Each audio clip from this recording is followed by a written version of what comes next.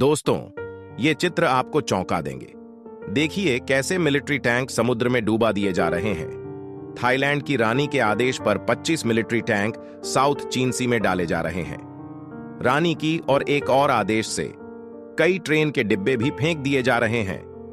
केवल यही नहीं, अमेरिका के उस खास सबवे कारों को भी साउथ चीन सी में डाले जा रहे हैं। A330 एयर बस एक बड़ा हवाई जहाज है जिसके फ्यूल टैंक को समुद्र में फेंक दिया जाता है जहां यात्री बैठते हैं। USS और एस्केनी एक विशाल aircraft carrier world war II में इस्तेमाल किया गया था जो समुद्र में गिराया जाता है। समुद्र में वेंडरबर्ग जैसे महत्वपूर्ण नेवी और ट्रांसपोर्ट शिप्स भी फेंके जाते हैं। अभी आपके मन में यहां एक सवाल उठता होगा, समुद्र कैसे ये प्रदूषण सहेंगे? आपके दिमाग में यह सोच आ रहा होगा कि हम पहले से ही समुद्र को प्रदूषित कर चुके हैं। इंडस्ट्रियल वेस्ट नालों और नदियों के माध्यम से सीधे समुद्र में कचरा डाला जा रहा है और प्लास्टिक समुद्र में फेंका जा रहा है। क्या होगा समुद्री जीवों का?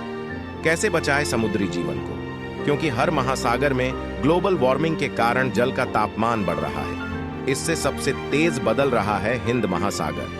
यह बात सभी को पता है, लेकिन पानी के गर्म होने की वजह से क्या नुकसान हो रहा है, चाहे वह मूंग पत्थर की चट्टानें हों या कोरल रीफ जिसे समुद्र में पानी के अंदर वर्षा पैन कहा जाता है। जिस तरह से हमारी जमीन पर वृक्षों के घने जंगल होते हैं जिन्हें हम रेन फॉरेस्ट या वर्षा पैन के जंगल कहते हैं, जो कि हमारी प्राकृतिक वातावरण को शुद्ध करते हैं। अगर वे नहीं होते तो हमारी धरती का बदलाव हो जाता।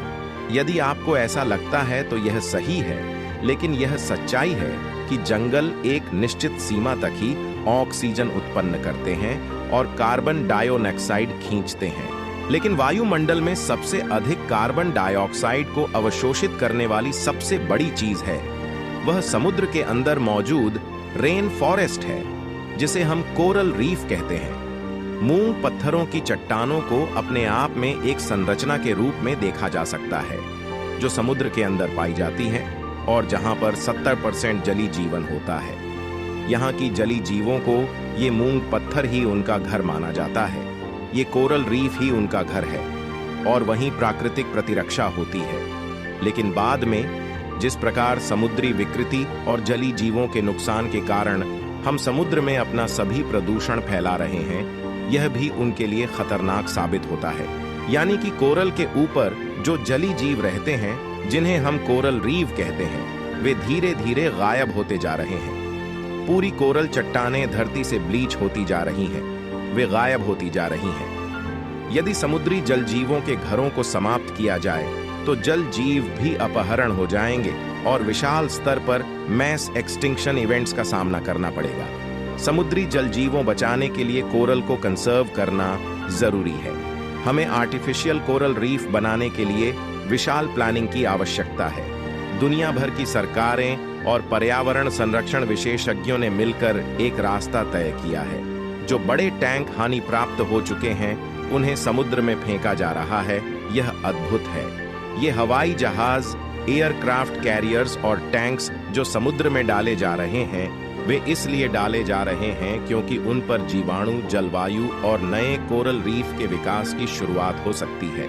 हाँ, यह संभव है। जो भी स्ट्रक्चर डाले जा रहे हैं उनके ऊपर मूंग पत्थर की चट्टानें बन रही हैं, जिससे जली जीवों को नया आवास मिल रहा है और इसीलिए दुनिया भर की सरकारें इस दिशा में कदम उठा रही हैं। अब आप पूछ सकते हैं कि यहाँ प्लास्टिक या जली जीवन को नुकसान पहुंचा सकने वाले किसी भी सामग्री का उपयोग किया गया हो सकता है। इसलिए इन संरचनाओं को डुबाने से पहले उनके अंदर मौजूद सभी तत्वों और सामग्रियों को निकाल लिया जाता है जो पर्यावरण को हानि पहुंचा सकते हैं। जैसे कि जो हवाई जहाज था जो डुबाया गया था, उसके अंदर से सभी इलेक्ट्रॉनिक उपकरण निकाल दिए गए थे। नुकसान पहुंचाने वाले प्लास्टिक को भी निकाल दिया गया था। टैंकों से भी थाईलैंड के सभी अंदरीय सामग्री को निकाल लिया गया था। आखिर में यह सभी कार्रवाई आर्टिफिशियल कोरल रीफ के विकास के लिए की जा रही है। इन्हें समुद्र में डालने के बाद समय के साथ उन पर शैवाल की बढ़ोतरी होती है। फिर उपरोक्त चट्टानों पर क्लैंप्स का गठन होता है जो उन्हें बनाने और स्थापित करने की प्रक्रिया में सहायक होते हैं। और धीरे धीरे एक कोरल रीफ की रूपरेखा को धारण करते हैं। इस प्रकार की प्रक्रिया कई मामलों में देखी गई है। बहुत लंबे समय तक डूबी हुई चीजें धीरे धीरे समुद्र के ऊपर कंपोज होती जाती हैं। उनके अंदर मौजूद लोहा और मेटल धीरे धीरे समुद्र में सरते जाते हैं और उनकी जगह पर कोरल रीफ का सेडिमेंट धीरे धीरे समाप्त होता जाता है। आखिरकार यह पूरी तरह से प्राकृतिक सामग्री द्वारा भर दिया जाता है। इस प्रकार का प्रक्रिया समुद्री जीवन के लिए एक नया घर बनाता है और इस रूप में हम समुद्री जीवन को बचा सकते हैं। ध्यान दें कि यदि खाद्य श्रृंखला में से एक भी जीव गायब होता है तो इसका प्रभाव पूरे श्रृंखला पर पड़ता है और हमारे समुद्री पारिस्थितिकी सिस्टम पर भी। इसलिए यह एक वैश्विक पहल है जिसे आगे बढ़ाने का प्रयास किया जा रहा है। आगे चलकर इसे विशाल पैमाने पर किया जाएगा। आज के समय में युद्धपोतों का प्रबंधन करना मुश्किल हो जाता है जब इनकी सेवाएं समाप्त होती हैं। इन्हें रखने के लिए बड़े यार्ड की आवश्यकता होती है जिसे ग्रेव यार्ड कहा जाता है। इनके नियंत्रण में लेने में कई मिलियंस और मिलियंस डॉलर खर्च होते हैं। इसलिए यह एक अच्छा विचार है जिससे पैसा बचाया जा सकता है और पर्यावरण का भी ध्यान रखा जा सकता है। आगे चलकर अधिकतर देश एनवायरनमेंटल लॉजिस्ट और मैरीन बायोलॉजी के विशेषज्ञों के साथ मिलकर और भी कई आर्टिफिशियल कोरल रीफ बनाने में लगेंगे। इससे समुद्री जीवन को संरक्षित किया जा सकता है, जिससे समुद्री जीवन और कार्बन डाइऑक्साइड का संतुलन बना रहेगा। यदि कोरल ब्रीचिंग बड़े पैमाने पर होती रहती है तो समुद्री जीवन प्रभावित हो सकता है। समुद्र का पानी तेजी से गर्म होने लगेगा और बड़े चक्रवाती तूफान आएंगे, जिससे कार्बन डाइऑक्साइड की मात्रा बढ़ेगी, जो ग्रीन हाउस गैस के रूप में गर्मी को धरती पर बढ़ाएगा। इस वीडियो से आपको कुछ नई जानकारी मिली होगी। दोस्तों, सब सुनने के बाद आपको कुछ कहना है तो कमेंट्स बॉक्स में लिखें। अगर आपको ये वीडियो अच्छा लगे तो लाइक और सब्सक्राइब करना न भूलें। हाँ, यह संभव है। जो भी स्ट्रक्चर डाले जा रहे हैं उनके ऊपर मूंग पत्थर की चट्टानें बन रही हैं, जिससे जली जीवों को नया आवास मिल रहा है और इसीलिए दुनिया भर की सरकारें इस दिशा में कदम उठा रही हैं। अब आप पूछ सकते हैं कि यहाँ प्लास्टिक या जली जीवन को नुकसान पहुंचा सकने वाले किसी भी सामग्री का उपयोग किया गया हो सकता है। इसलिए इन संरचनाओं को डुबाने से पहले उनके अंदर मौजूद सभी तत्वों और सामग्रियों को निकाल लिया जाता है जो पर्यावरण को हानि पहुंचा सकते हैं। जैसे कि जो हवाई जहाज था जो डुबाया गया था, उसके अंदर से सभी इलेक्ट्रॉनिक उपकरण निकाल दिए गए थे। नुकसान पहुंचाने वाले प्लास्टिक को भी निकाल दिया गया था। टैंकों से भी थाईलैंड के सभी अंदरीय सामग्री को निकाल लिया गया था। आखिर में यह सभी कार्रवाई आर्टिफिशियल कोरल रीफ के विकास के लिए की जा रही है।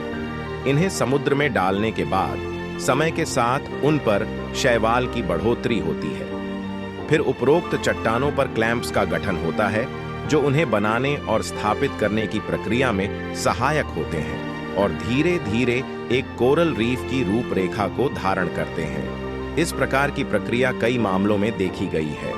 बहुत लंबे समय तक डूबी हुई चीजें धीरे धीरे समुद्र के ऊपर कंपोज होती जाती हैं। उनके अंदर मौजूद लोहा और मेटल धीरे धीरे समुद्र में सरते जाते हैं और उनकी जगह पर कोरल रीफ का सेडिमेंट धीरे धीरे समाप्त होता जाता है। आखिरकार यह पूरी तरह से प्राकृतिक सामग्री द्वारा भर दिया जाता है।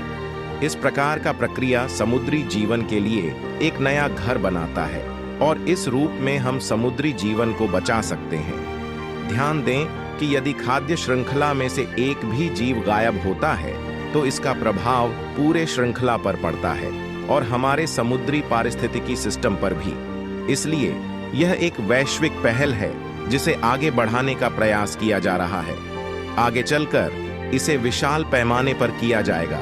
आज के समय में युद्धपोतों का प्रबंधन करना मुश्किल हो जाता है जब इनकी सेवाएं समाप्त होती हैं। इन्हें रखने के लिए बड़े यार्ड की आवश्यकता होती है जिसे ग्रेव यार्ड कहा जाता है।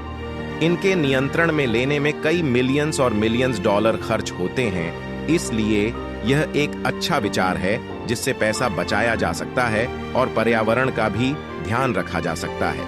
आगे चलकर अधिकतर देश एनवायरनमेंटल लॉजिस्ट और मैरीन बायोलॉजी के विशेषज्ञों के साथ मिलकर और भी कई आर्टिफिशियल कोरल रीफ बनाने में लगेंगे। इससे समुद्री जीवन को संरक्षित किया जा सकता है, जिससे समुद्री जीवन और कार्बन डाइऑक्साइड का संतुलन बना रहेगा।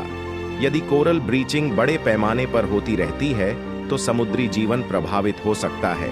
समुद्र का पानी तेजी से गर्म होने लगेगा और बड़े चक्रवाती तूफान आएंगे, जिससे कार्बन डाइऑक्साइड की मात्रा बढ़ेगी, जो ग्रीन हाउस गैस के रूप में गर्मी को धरती पर बढ़ाएगा। इस वीडियो से आपको कुछ नई जानकारी मिली होगी। दोस्तों, सब सुनने के बाद आपको कुछ कहना है तो कमेंट्स बॉक्स में लिखें। अगर आपको ये वीडियो अच्छा लगे तो लाइक और सब्सक्राइब करना न भूलें।